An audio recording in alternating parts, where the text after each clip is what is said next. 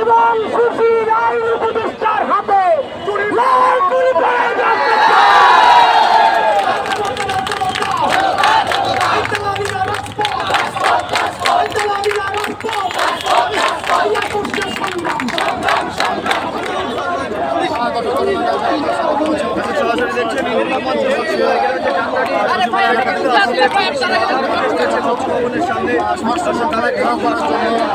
উপদেষ্টাও হইতে হবে আর পপুলিজমও চর্চা করতে হবে। আইন উপদেষ্টা পোস্ট দিচ্ছেন, বিচার করতে হবে। আপনার কাছে প্রশ্ন করি, কে বিচার করবে? যখন উপদেষ্টা ছিলেন না, প্রতিদিন তাহাজ্জুদের নামাজের ওয়াক্তের মুসল্লির মতো সুন্দর সুন্দর পোস্ট দিতেন। ক্ষমতায় থাকলে এটা করব, ওটা করব, এটা করব, ওটা উল্টাই ফেলাবো। জানতে চাই, গত 6 মাসে খুনি ফ্যাসিস্ট আওয়ামী লীগের বিরুদ্ধে কোন জিনিসটা উল্টাই ফেলাইছেন? উল্টা তো ফালানি নাই, বৌরি নিয়ে ভারতের দূতাবাসে পিকনিক খাইতে গেছেন। ভারতীয় দূতাবাস দাওয়াত দিচ্ছে, রাষ্ট্রের প্রয়োজনে আপনাদের যাওয়া লাগে বুঝি, এই জন্য আপনার বউরাও কেন নিয়ে যাওয়া লাগবে? আপনারা সেইখানে কি প্রমাণ করতে চান? হাঙ্কি পাঙ্কি বুঝাইয়া আর বেশি দিন উপদেষ্টার চেয়ারে থাকা যাবে না। স্বরাষ্ট্র উপদেষ্টাকে এবং আমাদের ছাত্র উপদেষ্টা আসিফ মাহমুদকে সাংবাদিকরা জিজ্ঞেস করলেন, বিচার বহির্ভূত হত্যাকাণ্ডের ব্যাপারে কিছু বলেন। না পারলে মুখে খিল মাইরে বসে থাকবেন, চুপ কইরা থাকবেন, নইলে বলবেন হোমওয়ার্ক কইরা আসি তারপর বলবো। আওয়ামী লীগের মতো চাউরো মার্কা কথাবার্তা কে শিখাই দিতে? আপনাদের বসের জন্য সামান্য উপহার নিয়ে এসেছি। আমাদেরকে 2 মিনিট সময় দিবেন। আমাদের মহামান্য স্বরাষ্ট্র উপদেষ্টা এবং সুশীল আইন উপদেষ্টার হাতে লাল তুলি পড়ে যাচ্ছে। বিচার যেহেতু করতে পারবেন না, কিন্তু দৌড়ে নিয়ে ইন্ডিয়ান এম্বাসিতে পিকনিক খাইতে যাইতে পারবা। তাহলে বউয়ের জন্য লাল তুলি লাগবে না?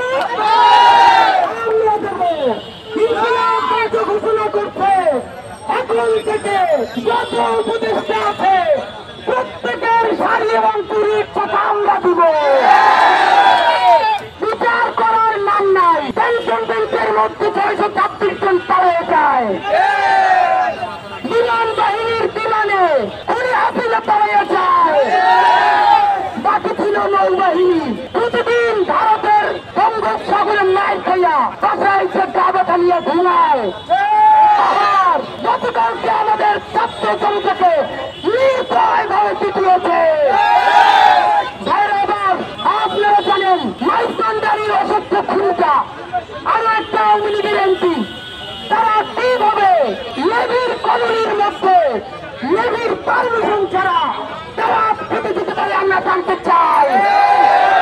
আমাদেরকে পুলিশ প্রশাসন থেকে জানানো হয়, ভাই এটা তো চট্টগ্রামের ঘটনা, আপনারা ঢাকায় মানুষকে কষ্ট দিবেন কেন? তাইলে কি আমরা এখন চট্টগ্রাম থেকে গিয়ে পিটাবো? আবার চট্টগ্রামের নেভির সামনে দাঁড়াইলে বলে, পুলিশ বলে নেভির অনুমতি ছাড়া ভিতরে গ্রেপ্তার করতে দেওয়া যাবে না। আর নেভি বলে পুলিশ না থাকার কারণে তাদেরকে আটক করা যায় না, তাই বাহানা চলবে না।